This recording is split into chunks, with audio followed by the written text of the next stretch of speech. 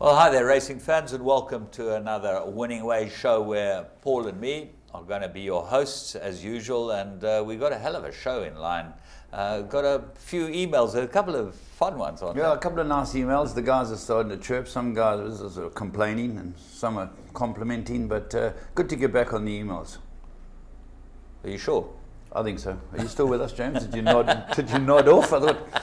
Well, James. I watched your team play on the weekend. Yeah. Not very convincing. No. Well, it's our 16th point we've scored coming from behind. We have come from behind, so no, we must be fit. But top four is getting tough now. Yeah, there's no chance. In fact, the only thing that was good was all those Manchester United supporters, Shazy and them, had to bite their tongues. About a month back, they were 10 points clear of Liverpool. Liverpool are 2 behind them now. Yeah, and Arsenal in front of them. Arsenal, good side. Yeah, Arsenal, good side. Good side. Well, there you go. That's the soccer front this week, but let's go and have a look at the racing front, and we'll start with 3 to follow.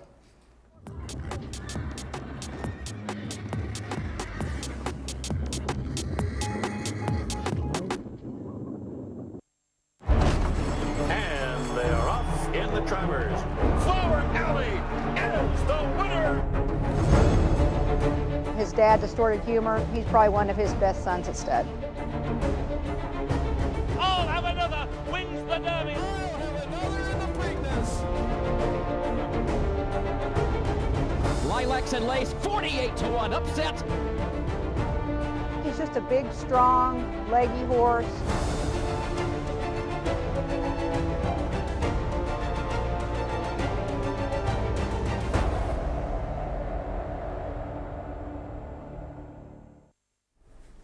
What a lovely ad. Such a pleasure getting all this new footage from our 2 main sponsors of this segment, Wilgersdorf and Maritzfontein. But let's go and have a look at what we've got in 3 to follow. And we're going to kick off with the Vaal. We go Tuesday at the Vaal. 1,700 meters they ran, and we pick up a horse called TJR of Jeff Woodruff's. And we'll tell you why once you watch this race. Yeah, we can see it highlighted there. This is TJR. Gav Lorena rides it. A little slow at the gate, a little shoddy. He elects to go quietly onto the fence, and the rest of them get on with it. Your eventual winner, Orchestrated, goes to front, and the runner-up, Henry Higgins, is moving across. So these 2 are dictating. And the horse we've found is joint last at the moment on the inside, a horse called TJR. Well, why we picked this horse up is because he's bred to sprint. He's by Flying Spur out of Rory's Jester mare. There's only speed in that family. Yeah. And I think they lost their way with him because he's not a sprinter. They won 1160. They thought, well, let's tuck him in and see what happens over 1,700 meters. And the way he ran here, he'll go every bit of 1,700 and further. That's why we picked him out, and we think he's a horse that you should have follow. He's right at the back with the white colors, white sleeves and the sort of blue and orange colors, and Gav Lorena sits as long as possible on him. In fact, if you see the head on, yes, he never gets through till... He never gets a clear run, yeah. The beauty of this, as you say, they're getting this horse to go an extended trip, so they put him to sleep at the back, and Gav's got him to relax. They all start quickening up, and Gavin knows, I don't want to go too early on this horse, because the front 2, as I said earlier, they fight it out. It looks like Henry Higgins is going to beat Orchestrated, but JP Van der Merwe's got other ideas. But there he is. Look at him. He's 2 lengths off the grey, and that's second last at the moment. And they're all, and he's got a double handful. He hasn't actually moved on this horse. The grey's under pressure. Everything's getting a push along. Now he starts riding him along, and you'll find that he gets no room. And he basically doesn't actually even get to work on this horse. He just starts running on here really well. Yeah. And now you ask him to run, James, and you can see he gets into 3rd. It's a good finish by a horse that doing this trip with that speed pedigree. But sure, you've got to follow this one. Well, we're going to pick up the head on now. I think we're going to Raymond. There he is, Raymond. Now you can see he's Gab pulls the stick through to the right, just gets a scrub along. Not much room there, not much room between the grey and the horse on the inside. Now he switches out. You'll find he still doesn't find much room, but he asks him to quicken up. Now he takes a hold of him, can't get him 2 smacks through a tight little gap. How he got up to run 3rd. Follow this one. I think this horse, this might be what he's been looking for. You know, often horses with pedigrees, you think that they're sprinters, you run them over sprints, they've done well over sprints, but you get to a stage where do you go? Yeah. Well, this run, I thought to show that this horse might be something to be followed over 2,000 meters, 1,800, 2,000 Put to sleep like that, yeah.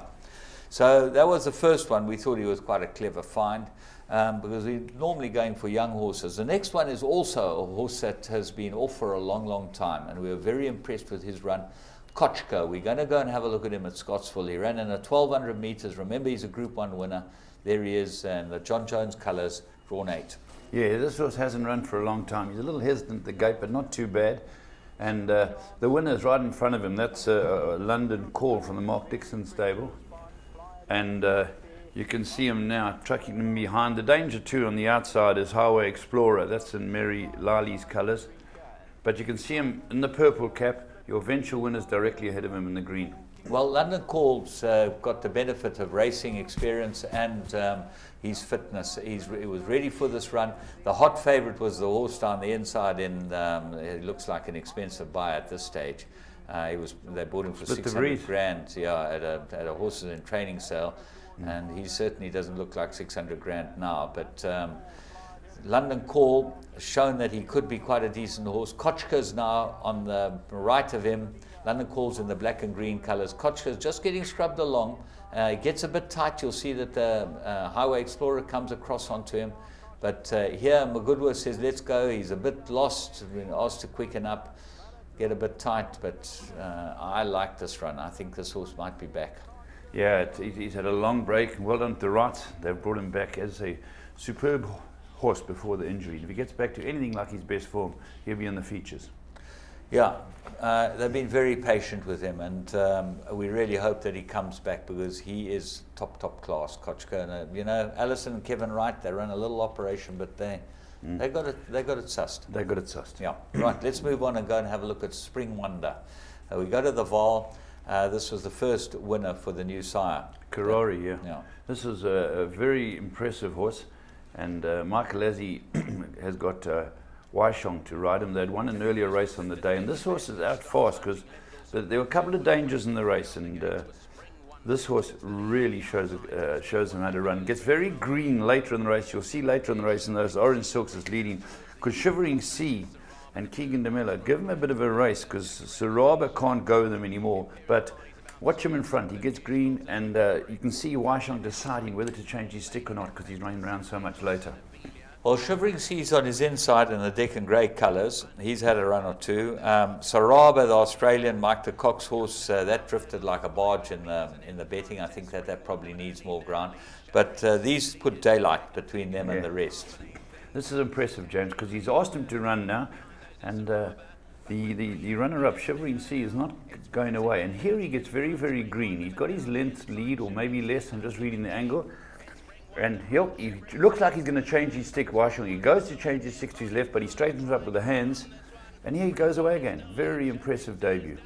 Well, Karori, they're bred to go a bit of ground. This is a 1,200 metre, and you'll expect them to be better when they go further. And this was a nice win for the stallion. They stands at main chance, Dr. Jacobs' team, and certainly looked like a very nice run-up. Certainly worth having a close look at him in the future if he gets in the right races. Let's go and have a look at the blast from the past. We got quite an interesting blast from the past. Also compliments of Byron Foster and his dad. You played soccer with his Johnny, dad, you keep telling me. Yeah, Johnny Foster, he's not listen, the camera work is a bit suspect. The calling is a young Clyde Basil. Clyde Basil. Well, he fitted in the commentary box in those days. They had to, young Clyde. He's always been one of my favourite race callers, Clydie. Well done, Clyde. And I love it when you hear the commentary. You'll say that he'll tell you the winner took the corner like an expert. I think it was his first run round the bend. Well, I'm not sure if that's quite right, but let's go and have a look and see if this brings back memories for you. Soft falling rain, pulling clear. Soft falling rains won the SA Nursery by 3. Racing in the 2,000 guineas. Gates fly and they're racing in the Godolphin Mile. They're off and racing. Weight didn't matter. Class tells, soft falling rain, much too good. Soft falling rain, an impressive guineas winner. Soft falling rain is drawing clear. He's made it 7 out of 7 by winning here today. But it's soft falling rain who is powering away. We'll see out the mile in style. A high-class performer wins the Nay of Joel Stakes.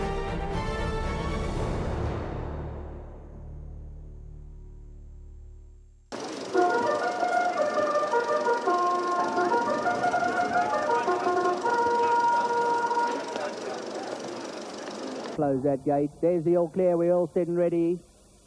Racing in the Guineas from the 1600 metre marker. Rattlebag broke out well and is an early leader. Rebecca's Song, Circle of Life. Invitation Only is running up on the far side. Daphne, Donnelly and Donya's going around them early. So is Misthaga running up on their outside. Charming Cuisine, 5 lengths off those leaders. Labing followed by Petite Arbat, who's back there at the rail with Savannah Queen. They lie about 7 lengths off them. Then there's a half a length to Spook Express and Honor Dancer. In behind the leaders, La Bray Fitz, and they being followed further back in the running by Hamer's Jallad, about 8 lengths off them. Through the 1,000 metre marker they go, and Misthaga's now in front. Misthaga's going along 2 lengths clear. Donya's racing away in second, then Rebecca's Song and Invitation Only. Daphne, Donnelly and Circle of Life is in behind those. Charming Casino's running up on their outside. Then comes Rattlebag racing about 7 lengths off that leader. They've been followed further back in the running there by Petite Arbat, Savannah Queen. Spook Express is 7 lengths off them. They're handling the corner now. 600 metres to go. Misthaga, Rebecca's Song, Donya, Circle of Life, Invitation Only in behind those runners. They've been followed by Charming Cuisine, Spook Express, Savannah Queen are over on the outside. Then La Brayford, Danny behind that. They got 300 to go. Rebecca's Song, Invitation Only, Donya, Honor Dancer, Circle of Life, Spook Express coming home up the outside. Petite Arbat running on strongly as well. Savannah Queen still got 3 to make up, and Spook Express is taking off on the outside. Petite Arbat inside of that, but Spook Express has got it, and here is Spook Express. She's won it. She's taken the Guineas. A classy filly, Spook Express, Savannah Queen, Petite Arbat, then maybe Circle of Life, Annie and Rebecca. Well, wasn't that fun? Alistair Gordon, Claudia Shaw ran second and third. The two Natal, Petite Arbat, Savannah Queen. Yeah, good fillies. Both very good fillies. Very Donya good. Ran in the race. She turned out to be a good broodmare. Yeah, it's always a tough race. Circle of Life, she was in there.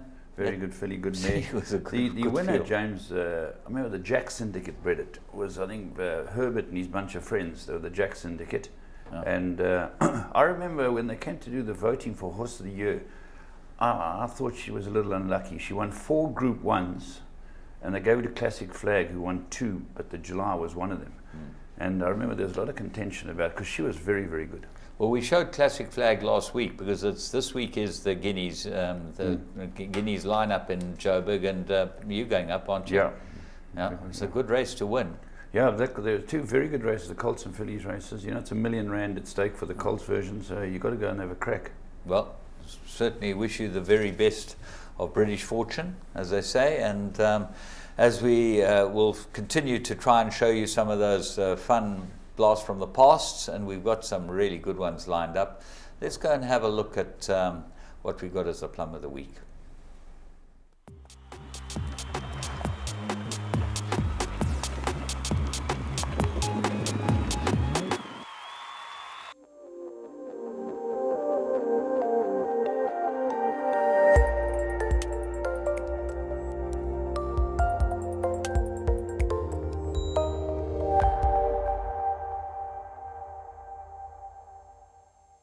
And Art Deco comes into the lead now. Art Deco from Nanojet and Danny Sellard as they get to the 200. But Art Deco's gone clear of the opposition. And Art Deco is well clear. Art Deco to win it clear. The second position, that is going to get close. Second position will go to Dana Sellard. Third position, Nanojet. And then came Dancing Arrow.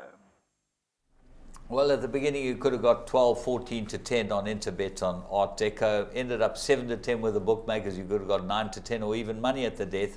And that looks like the right type of plum of the week. Beautifully bred, this filly. Dennis might have another very good dynasty filly in his hands. I'm very impressed with her. Bred by John Slade and owned by the Kalmansons. That's right. So they bought it, you know, and nice to have Vosfontein get a filly like this back. When she's finished, she looks like she's pretty useful. So, but remember, Interbet's where you've got to get the best price. Let's go and have a look at current affairs.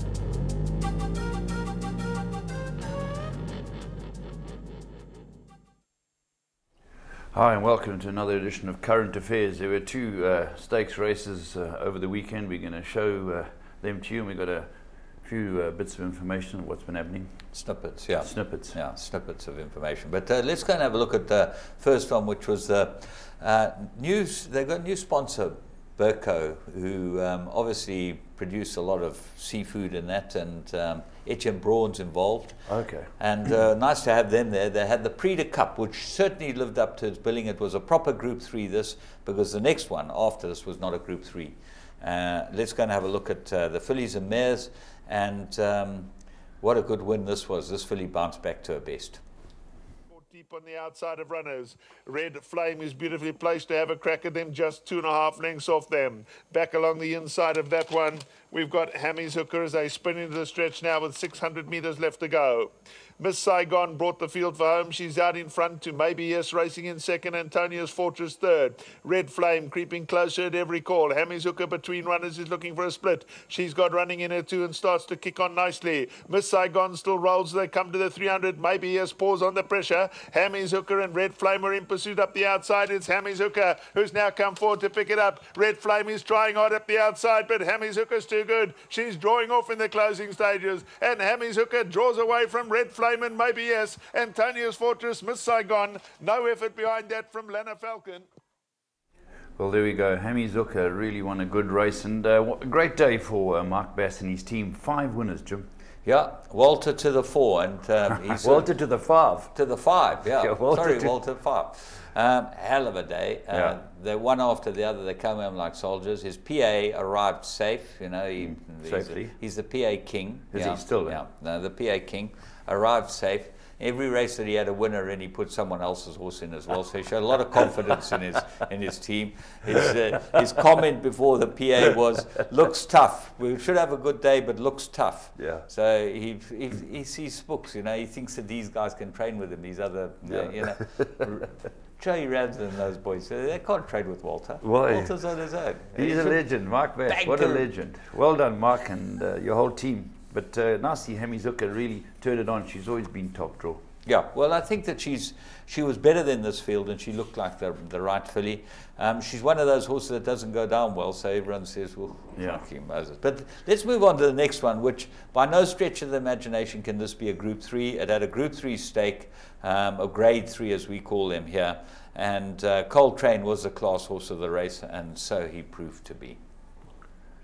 Is starting to quicken up. Coltrane is in behind that. They're becoming far more compact. Chingwedzi in behind that, and Gone Baby Gone, who is the trailer, is no more than 3.5 lengths off the leader.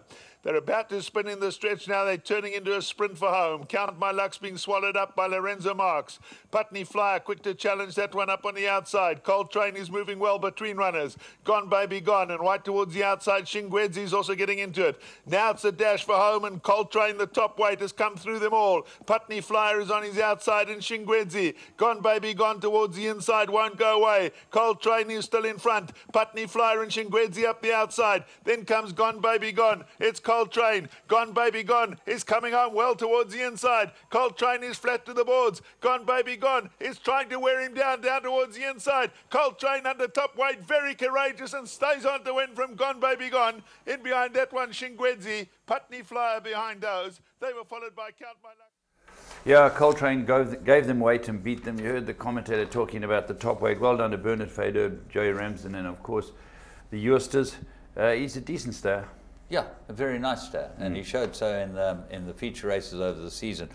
People are going to say, well, how can you say it's not a Group 3? But when you end up looking at 53 merit rated in a 6-horse field, 66 84s, you know, the horses are getting black types that are 84s and 87s. That impinges on their pedigrees, and group racing is all about pedigrees, because that's where it upgrades the pedigree. I'm saying by no stretch of the imagination is a winner, not a decent horse. Yes. But he certainly looks like he deserves to get the kudos. The rest, I'm not sure if they should be in that league. True. Right, what else we got, James? And let's start, of course, with something where we're going to dedicate a whole section to next week, the passing of Horse Chestnut. Yeah, it's really sad. And can we give a moment's silence? We have.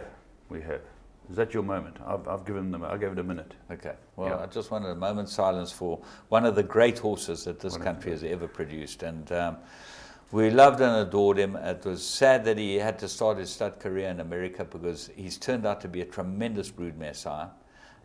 He's had multiple group winning daughters of his have produced group winning horses in America. One of the ones that really I remember is one that big $1 million race, Delta Downs $1 million, Uchi, I think its name was. The dam was by Horse Chestnut. And Uchi. Who named that? I don't know, one of those Yanks, you know, it's a typical Yank name. You know, I remember speaking to Michael years ago, and I said to him, who's the best horse you've trained? And without hesitation, he said this Horse Chestnut. Now, if you look what Michael's had through his hands, and he said this horse, he only had the one defeat, James, and that they found he wasn't right afterwards. He was beaten in the Morris Lipschitz or something like that. But he went on to win the Brohard. He was going to Dunn. Bailey wrote him the Brohard, said he's never known a horse kick like that twice. Bailey, was it Bailey or Smith? Was it Smith or Bailey? Bailey, it might have been Smith. Mike Smith. I think. Yeah, whoever wrote it said he's never known a horse kick like that, and that's when he went wrong, you know. Yeah, I think it was Mike Smith because I mixed him up with Wayne Smith the other day when chatting to Mike. And the two. Wayne's I think it was the Mike Victory Smith. Moon. Yeah. Wayne won the Derby on Victory Moon. Yeah. So this was, as Michael says, a horse in a lifetime, and Michael's had some wonderful horses. Well, I'll tell you a funny story. One of the best horses I ever trained was a horse called Gold Tax. He raced the same time as him. They were both 3-year-olds together. And he went down to Cape Town, and I stayed here waiting in the wings. I thought, I'll pounce on this quickly when it gets back to Joburg and it's tired. So we lined our horse up with, he ran in the I think it was the Guineas, this race on Saturday. He ran second, got beaten ahead by 4 defiance. We'll get him right for the administrators. Horse Chestnut stepping out. I said to Lloyd, sit on his girth and pounce early in the straight. Well, there was no pouncing. Horse Chestnut was going a half pace when we were trying to pounce. That's how good he was. He was absolutely phenomenal. I ducked him from then on. I was lucky because he actually then went overseas. But he was just a great racehorse, and to win the Triple Crown like he did. Yeah, he kick-started Fort Wood, didn't he? He did. He was the first crop, and I think he was the first winner for Fort Wood. And I remember very well doing the interview with Harry and Bridget when he won, and Harry had tears in his eyes. He was so excited about this horse. And Mike did an incredible job in putting this horse in the right place, and the Met was amazing because people thought, this is going to be tough. The horse shortened from 16 to 10 to 8 to 10 in exactly 30 seconds. Okay, for the Met. Yeah, for the Met. They decided he had Group 1 winners 12.5 lengths behind him. I remember looking at El Picha, Farrellmont, horses like that, and you'd have to snap your binoculars if you wanted to watch them both in the race. That's how far he beat them. Well, I think next week we will dedicate your call to Horse Chestnut, and we'll have a chat with Mike. He'll be in Dubai, and we'll see if we can get him on the line and chat to him about the horse while we show some races, and he can give us his thoughts and his feeling. If we can put it together, that's what we'd like to do. It's just very sad that he's gone. He finished his days on probably the most beautiful farm that he could ever be on, Drockenstein. So you know, he earned it all. Yeah, he did. He lived with the rich and famous Horse Chestnut. Lucky for him. You know, that's right. From when he was brought up right through to his final home. Right. Let's talk about jockeys on the move.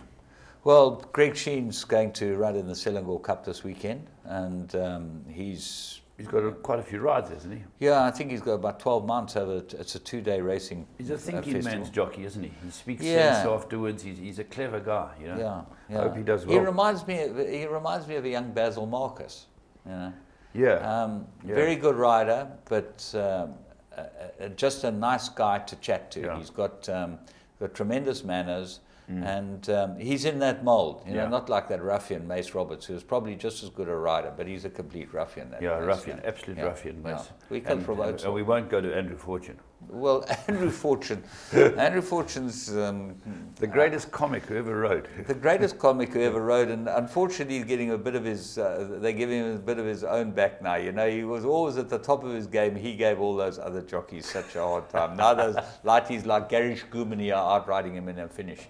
You got to wake up. He'll be back. You got to wake up, Andrew. Fortune's a great rider, but all the best to Greg Sheen. Let's hope it goes well when you get over there. Right, and the best sprinter in the world now. Yeah, the best sprinter in the world is Lankan Rupee. Very good horse. Champion by Redo's choice. Yes, very, very fast horse. Now he's rated the joint top sprinter in the world. Yeah, he won the Lightning Stakes, the Black Caviar Lightning Stakes on the weekend, and won it pretty easily, apparently. So he's a joint top sprinter in the world. Yeah, no, that's. Will be interesting to see what happens when Afali goes up against them, because apparently she's going to step out on Super Saturday. Via Africa. Via Africa. Yeah. Is Super Saturday. Is Lankan Rupee coming into Dubai? Out, no, but they might end up meeting in England. In England. We could have some fun with that, because it will be interesting to see how they go. And Mike's prepped this filly for Super Saturday, which is the 7th of March. That's right, yeah. He was going to run her last week. He decided not to. He ran Banadir, and Banadir ran much better. Yeah, he ran a good third. Very good Tried third, all the way up the line. And you know... What's happened to Parlon? Parlon. Has Michael mentioned Parlon? I don't know. We'll chat Yorker, to him next week. Has Yorker run there? No, Yorker's getting in the wings as well. I think a lot of them are getting ready just for waiting Super for the big Saturday. days. For the big days, yeah. But interesting, the horse that ran second, beating Banadir, is one of the best sprinters in England. Is that right? So that went to Dubai to run there. The Dubai horse is not very easy in Dubai anymore. No, especially the sprints. Yeah. Whoa. All right, and then James, I've just come back from the Val de Vie sale. Yeah, I see that you're busy there. Yeah, you know it was not your normal drinking sale. I see you ended up purchasing. I was very impressed with the facility. Yeah. Do you get a game of polo? No, I didn't. I couldn't break the horses I bought in time. You couldn't get your string ready. I couldn't get my string ready for it. What's it, a chucker or something? Yeah, chucker. You couldn't get your string ready for a chucker. The horses would have chuckered me off. You should have taken Roy down. He would have fixed everything up. Sorted up in no time. But James, it's a beautiful venue, and the marketing man there is Ryk Neetling. Yeah. I must be poor Neetling, because he looks like he's very, very Ryk. He's up my, so we're Paul Neetling, and I mean Ryk Neetling as well. But he's a. Did he wear a speedo? Was he a speedo? Yeah, but underneath his chinos. Okay. He's a tall guy. He's nearly up my height, and he's in magnificent condition. He had a speech. He made a little bit of a speech and invited everyone and welcomed everyone, and it was a very nice venue. The polo had been played next to us, and they put on a great spread, and they had the music, and then the horses came through. And did the Snakes get involved? Did Justin play a little polo just to show us his skills? So when I was looking for him, funny enough, they told me he was on the polo field. I don't know if he was talking to his mates or playing, I don't know. So probably talking to his mates. That's his long suit. He's a good player, isn't he? Apparently top class. Apparently he's because that was your game and your dad's game. He led the Springbok team in India recently. Okay. Yeah, he's a very, very good player. Justin, top of the pile. Must be. Yeah. And then they don't give him enough time to play. They averaged 202,000, which they were very happy with. I managed to touch base with Peter Gibson and talk to him about it.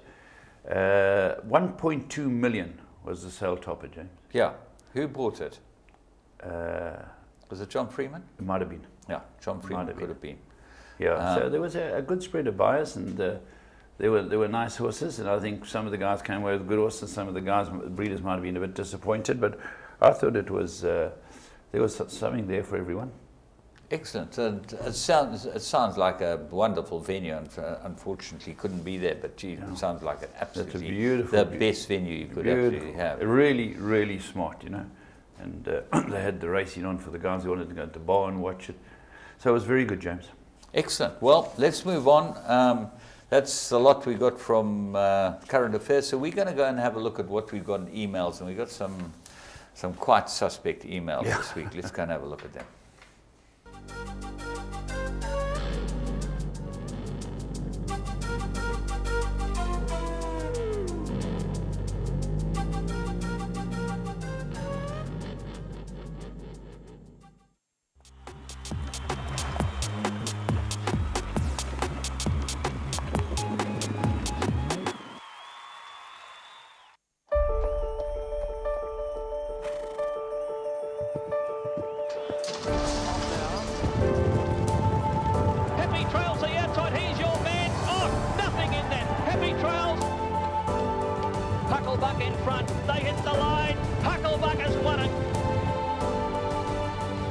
Sped up on the inside, and it is Dahiros.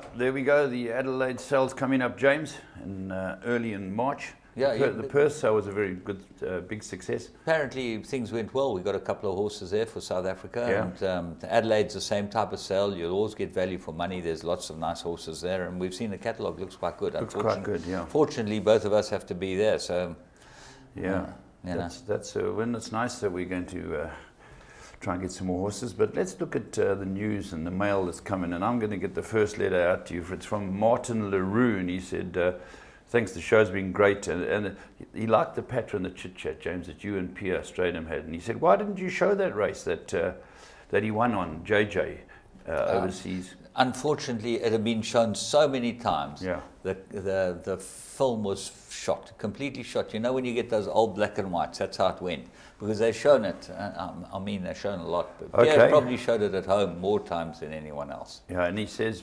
just for his money, Pierre Stradham, in the 50 years he's been involved in racing, his two jockeys made a big impression on him. One was Pierre Stradham, he was great. And the other one, he said, Garth Puller. Yeah. Yeah. Garth Puller lived up to his name. Yeah. He's come from behind. Head waiter. Okay. He got beaten by Pierre on Spring Clover. That's right. That's in the Pretty Polly Stakes. Yeah. Poor chap. Yeah. Pierre's found a lot of people in his time. Okay, let's go and look at Jonah Bell Chetty. Okay, this is John Bell Chetty. Abel. John Abel. I thought it was Jonah Bell. Jonah Bell Chetty, please. Imagine him listening. Yeah. Who's Jonah Bell? I don't know who. I don't said that. Jonah Bell Farms. That's true. Okay. What's he got to say, John Abel Chetty? He says it's impossible. It's impossible for presenters to give their predictions. Is it possible for presenters to give their predictions well before the race starts, not whilst the horses are being loaded? Now, I think this is a fabulous point. Yes. I reckon in Hong Kong and Singapore, which we show a lot of the racing on, they give their picks 5 minutes before they're off. Yeah. And I know that you're trying to get you're one of those presenters, so we're going to have a go at you. You're trying to get all the information you can, and I think that what you're trying to do is you're trying to crib from the eye in the sky. What's his name, that guy, Peters? Peters, yeah. So you're trying to find out what he says, because he's the best tipster around. What we're doing is we're giving our producer our numbers before they canter down. And I believe they're looking to scroll them. They're looking to scroll the selection. So they're on top, but it's a good point. But his next one I do like. Yeah, well, he said that he says that Stan's purple shirt needed to be ironed before he goes on show on Saturday, and but the ladies always seem well attired. Yeah, they always the ladies do a wonderful job. There was a problem, wasn't there? Load shedding or something. Stan. That's the only reason Stan's shirt wasn't done. He told us there was load shedding in his area, and he couldn't iron it. He was trying. He rubbed it for a long time, but it wouldn't get hot. But thanks, Stan. Can you get your purple shirt ironed? Right. What have we got here? Let's start with, who's this from? It's Paresh Maharaj. And how on earth could Sophistry win the 5th race on the 26th of December? So on Boxing Day, this horse had good form. And he's talking about a group of people who are there complaining. And he's got a group of avid punters. They've been doing it for 30 years. And they picked 6, they had 40%. And Sophistry knocked them out. How can a horse like this win, James? Well, he said they're poor form. Now, the great thing about horse racing, okay, which you always got to remember, is they all got 4 legs and a tail. Okay, I'll remember that. Okay. Yeah. Which means that anything can win. Okay. Is that your analogy? Actually, if every favourite won, there'd be no fun in it, would it? No, I agree. One of the emails later on talks about the percentage of winning favourites, and that's completely skewed. I don't know where he got that from, but let's just say thanks very much to Paresh Maharaj. Look, Paresh, you've got to be a stayer if you want to be a player in this game. You cannot just cruise along and think that you're going to win every time you have a bet. Ask Shaheen Shaw. He's the expert. He'll tell you about doing your cash. But he says, hit him hard. Hit him hard. Yeah, hit him hard. And anytime. Pepper used to say, get involved. Get involved. Get involved and hit him hard. How's Pepper in Singapore? Doing great. Yeah. Getting a very big salary, lovely apartment. Yeah. Has he got an ironing girl? Well, they give him those, was the Chinese year, whatever it was. Year of sheep. Yeah, maybe they gave him these outfits to wear. We'd look pretty good. Oh, okay, good. Well, let's move on to Pillay Charmaine. And this is Morgan Pillay. Is that Morgan Reddy's? No, I trained for Morgan. I wonder if it's the same guy. Okay, good morning, Mr. Goodman. An amazing show that you and Mr. Lafferty put on every week. My son and I really enjoy it. Must be Dean. If it's Morgan, I know your son's name's Dean. Yeah, Dean. I require some assistance with regard to getting all the victories of the great horse chestnut. And so topical that Morgan writes us. If you could be kind to forward me the info on how to find the DVDs on the reruns. Unfortunately, this is going to be the project that we have this week, is to try and get all the horse chestnut footage. And Raymond says he's on top of it. He says, don't worry, he just got in my earpiece. He just said, don't worry, I heard him say, on top of dead easy, I'll get it for you. No problem. I will make sure. I will make sure that it's all there for next Monday. He'll be off with distemper. And then Morgan, you'll be able to watch it. So next week you'll be able to watch all the horse chestnut footage. Compliments of Raymond Spielberg. Yeah. All right. The next one is from Lockie Munn, and this is that's Lachlan. Yeah, but he's signed as Lockie Munn.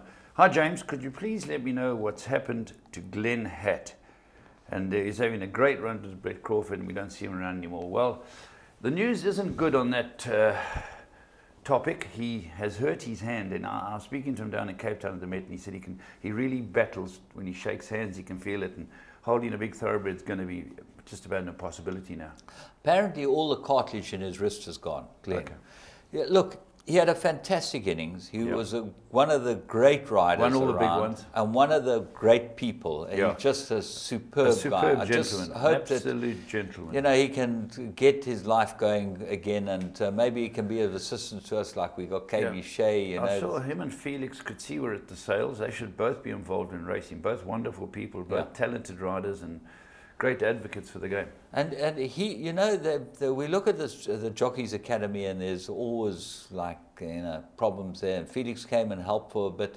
A guy like Glenn Hatt would be absolutely perfect. He's a gentleman, well-spoken, and was a very, very good rider.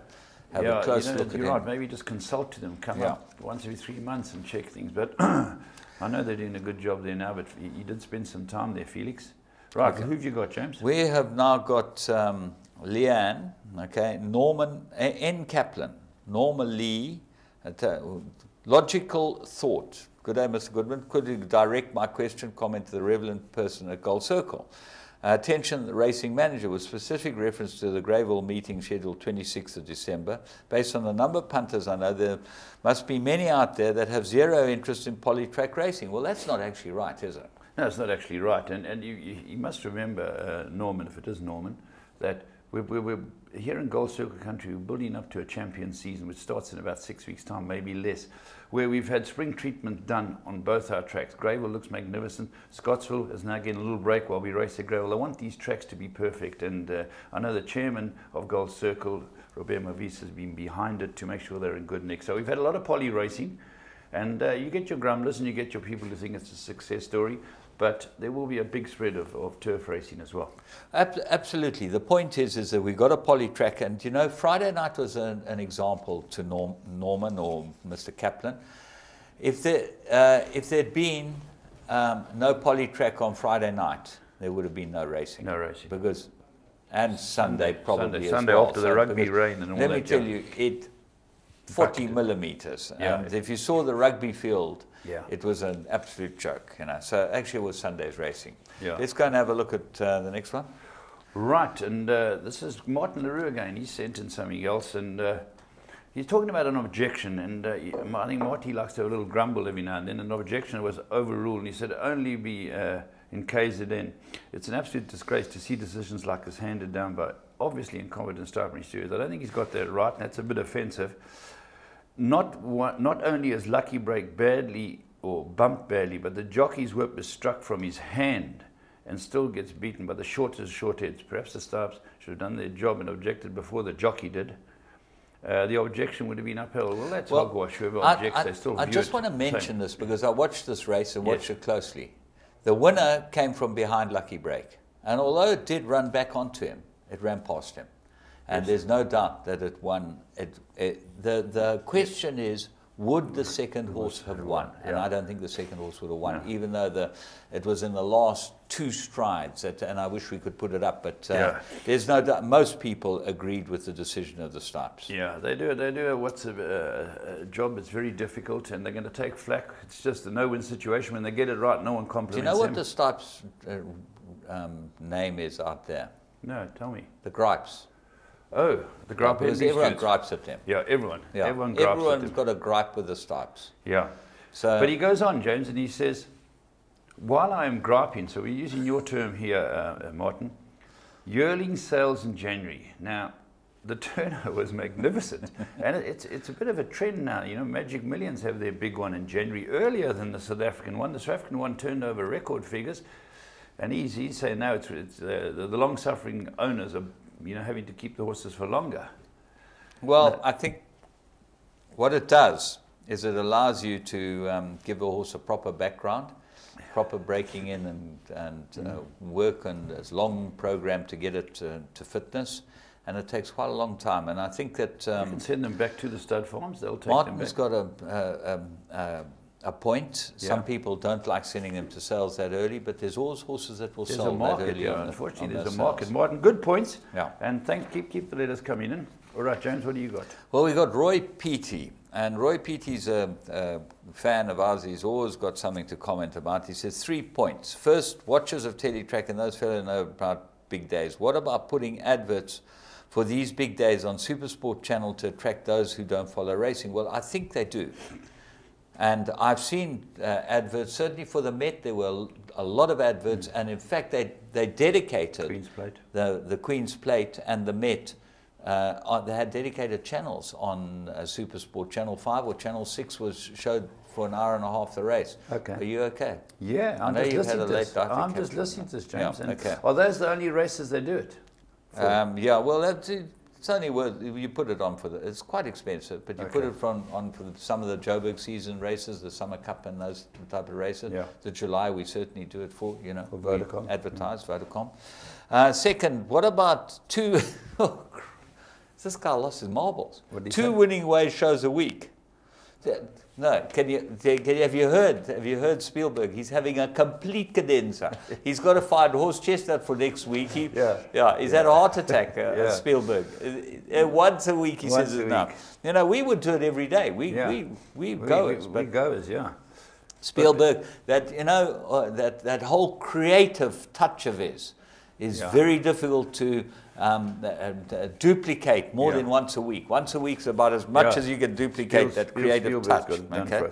Right, what's he say? What's happened to Ian Birch? He says, what happened to Ian Birch? Now, that is, he's talking about the great-grandfather of the Birches. Are the family still in the game? What was it like growing up on the stud farms in the old days? Well, Sidney Birch is a great example.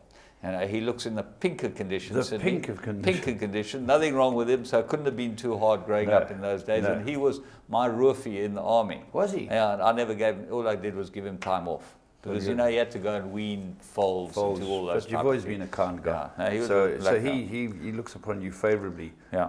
Third point, at the moment we have possible the most proven world-ranked sires a stud here. When most punters back a horse, is it doubtful or even care who the sire is? Betting shops are always looking for new betting formulas. So why not on sires? So at the end of each quarter of a season would be the leading sire, leading 2-year-old sire, leading first season sire, and sire the most graded stakes. I'll tell you what, Roy. Not a bad point. Great idea. I think you should have a word with Betting World and Hollywood. I'm sure they're looking for these type of ideas. Very, very good. Track and ball, all the people. It's always good to have your stallion logs up there because there's always sales going around the year. So, good point. Thanks, Roy. Thanks very much, Roy. Keep it coming. Emails, thank you. Right, now here's one. This is our beauty. Here's our beauty. Georgie Barnes. George Barnes, he phones normally to have a gripe, and this week there's no change, James. He's elected to send us a point that has a lot of validity, and his point in a nutshell is the trainer of Legislate reported that they took him back and scoped him, he had bled. Why wasn't he given a 3-month suspension? Because horses that are reportedly scoped by a veterinary surgeon, they report them and they get 3 months. But did he legislate? They didn't say that he bled. They I said don't that he know. came back dirty. That was for the lung means, wash. Yeah, lung wash. That doesn't mean that he bled. No, sure. It means that he might have had an infection. Absolutely. Yeah. So I do know that if it did bleed, and if it was announced he bled, he was opening himself up to a 3-month suspension. Yeah. But I think you're right. I think they said the dirty lung wash, and then he wasn't right. They took him out from the Met, so he's had a break in any case. What else? What is he going on about? I don't here? know. He's just going on about. Yeah, he's talking about. So, okay, George, you've had your 30 seconds. Yeah, and every week we give George 30 seconds. Good, Nick. Here we got one from Robin Lowe, and at least she's got a proper email. Yeah. And she's well written. Yeah, well written. She's a proper journalist. She put me in a good light, which is very good because that's not easy to do. No, no. Very, very I difficult. do it easily because I have to. Yeah. But anyway, she thought that was a good interview with Professor Sana. And is there any way, well, I think that as Professor Sana made the interview, he was... can't you go into Gold Circle and go onto YouTube and see all these? Yes, you can. Yes. You're going to Gold Circle, they've got an archive. You go on the Gold Circle website, in the bottom right-hand corner, it's got YouTube. And you click on YouTube and you can watch every Winning Ways program, every interview we've ever done. And why did you go like this, James? Because that's how you click. On okay, sorry. Go click. Yeah, That's okay. it. So I should be watching you, yeah. Yeah. Thanks, Robin. Listen, there are a lot of people out there that don't even know what we're talking about. No, yeah. But YouTube, they should. Okay, what do we got now, James? And we got this is from the Bradley household. I enjoyed this. This is from Patrick Bradley, and I thoroughly enjoyed reading this because it's good to catch up on Noble Air. Now, Noble Air was owned by, I used to call them the Toti drinking team. They all came from down that neck of the woods, and she was a wonderful filly, Bakaha, a little grey filly, and she won a Group 1. She went up and it rained. I remember Anthony Delpit, she always used to go at the front, couldn't get the front, dropped in, and she won, beating, these are the horses she beat, Warm White Knight, Private Jet, Mythical Flight. She was sold off Gavel House, interestingly, to Australia. They bought her, and she's at the Golden Grove Farm in New South Wales. She's completely white, and she's now having her second foal. The first foal was by Hard Spun, who's the sire of the Derby winner, Ertijol from Mark de Kock. And that's nice. She's going on the Premier, the Hard Spun out of Noble Air is going on the Melbourne Premier Sale. That's fantastic news. First week of March, lot 713. Go and have a look at 713. Yeah. They're going to try to send us the photos. It'd be great to get the photos of Noble Air. Patrick, thanks very much for letting us know. I remember her, Dennis Bosch trained her, and GK and all the gang were always there, the Toti drinking team. They deserved a good horse. They put a bit of money into the game. Yeah, they real fans, those guys. Yeah. Right, good day, James. This is from Mike van Eerden. Yesterday, the racing was switched from the grass to the sand after some time due to patchiness of the sand track. From grass to sand after some time due to patchiness of the sand tracks. 2 issues spring to man. Actually, it was from the sand to the grass, Mike. But anyway, well tried. How can the sand track that was installed to ensure racing continue if the grass track is waterlogged not be usable because of unevenness caused by water? How can the sand track deteriorate to such a degree that racing must be switched to grass? There has been a bit about this on ABC and various websites, and it certainly seems like is it a drainage problem, James? There's a problem with the Vaal sand track. That's what it boils down to. And they're sorting it. They're trying to sort it out. The latest word we heard is that they might be taking up the sand track to put in a poly track. That might be happening. That would be the best thing that could happen for them, because that sand track has never been well liked. It's been very deep and a lot of kickback, and it was built not on a firm base, unfortunately. It was built on a, and I think what's happened is it's got a pad underneath it, and now what happens is the water sits on top of the pad. And the sand's broken down, so it turns to like mud, and it's just not very good at all. But so he's emptied his spleen. That's the story. Yeah, that's as far as we can ascertain. But there have been problems, and there have been quite a bit of aggravation about the racing, and who knows. The next one's a very good one. I was pleased to read this one too. It's from Winston Kutzer. Now, Winston Kutler is 75 years old now, a racing man of note. But before we do that, let's have a moment with our sponsors. Here we go, the Magic Millions graduates. Willow Magic, what a comeback. Gasoline and Royal Security Power. There's 3 of your Magic Millions graduates who won in the last week or two. Well done to them.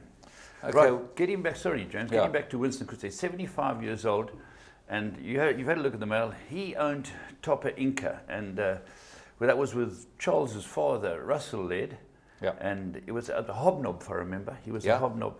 And he was bred by Bosworth Farm. Was bred by Bosworth. One of the first really good horses that bred Topper Inca. Now Winston says that his horse won what now constitutes the Triple Crown. That's interesting. There was no Triple Crown.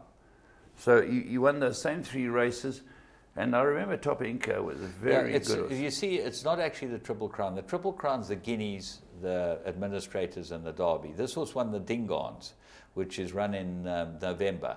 And there was always a Guineas. But it was like, you know, it could have been a Triple Crown.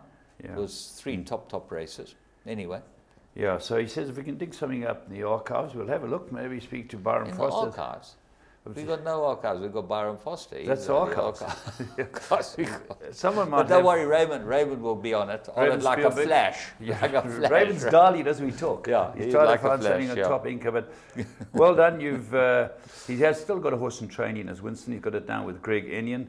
So well done to him. Well, keep it going, Winston, and we'll try and see what we can find about Top Inca, who was certainly a very good stayer. And at least he listens to our 3 to follow because he backed Natural Blonde. There you go. Yeah. Right, okay. James, the last one we got is Ronnie Naidu. Okay, Ronnie, I really like your show, but I'm no more closer to separating the sport from gambling. Now, this is very interesting. After gambling for more than 30 years, I've lost a lot of money and time. Time we can't lose. It just goes past. Okay? A lot of people could. I would like your opinion, your opinion on this dilemma, and maybe I would become a smart punter. Okay, this dynamic of the owners, bookies, and punters is very complex. This dynamic with the pools of money between the tote and the bookmaker also poses an even greater. He's got dilemmas at this point. A greater dilemma. Like I know the sport is clean. It's just that too many informed people watching it globally to watch a favorite losing like clockwork after delusions.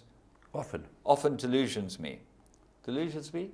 Yeah, that's just his way of putting it. After 30 years of doing the stats, favourites arrive on average 2 per meeting. The price on average is between 15 to 10 and evens, goes up and down in the betting, but usually closes on the OP and not the SP.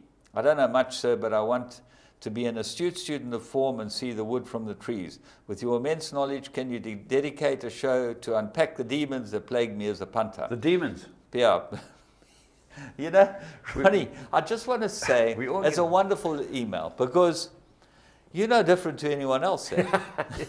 They've all got demons. We've all got demons. And the problem is most of them can't put it on paper. You've done that absolutely perfectly. You've written it down like a master. Shakespearean quotes. Unbelievable. Yes, in rudimentary English. I must say, your stat on favourites, I think, is slightly skewed to a meeting. No, not bad. To a meeting, 2 out of 8, it's about 20%. No, it's higher than that, James.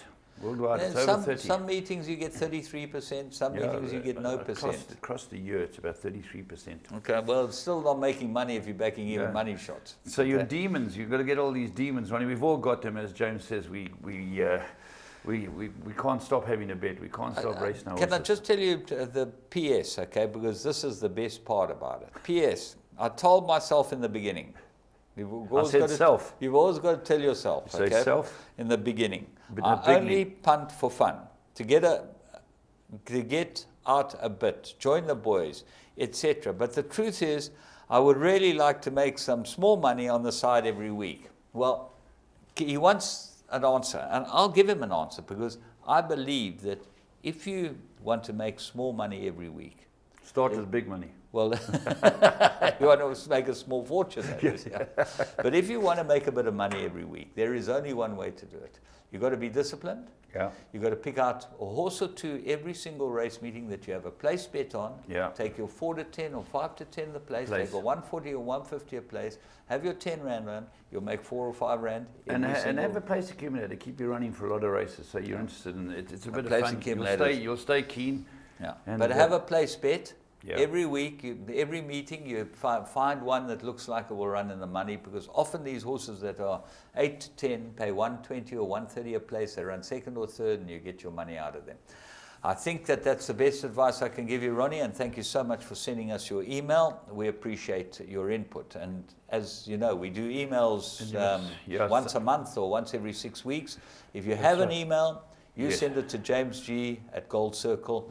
We'll read it out on the show and give you a run for your money. We'll have a bit of fun with you, because that's what we like doing. That's it. And, you know, thanks for everyone sending them out, even John Abel Chetty.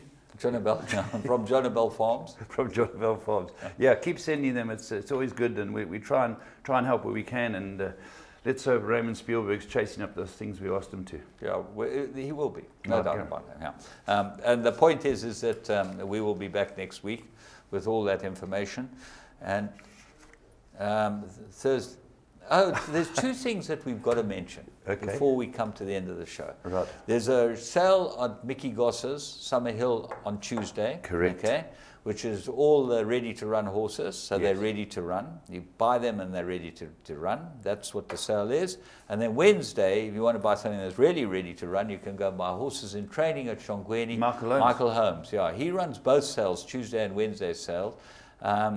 The Tuesday sale is at Summer Hill Stud in Moy River. The Wednesday sale is at Shongweni Polo Grounds. As is the norm. And as is the norm. It's always a great sale. Yeah, spare thought for the auctioneer. Graham did all those lots yesterday in Cape Town. He flies back today. He goes and does all Mickey's. Then he does all Sherlock Holmes's. Yeah. So the amazing thing is that he does 140 lots a day. It's just absolutely out of. Then they've got a big supplementary catalogue at Michael Holmes's. There's horses for everyone there.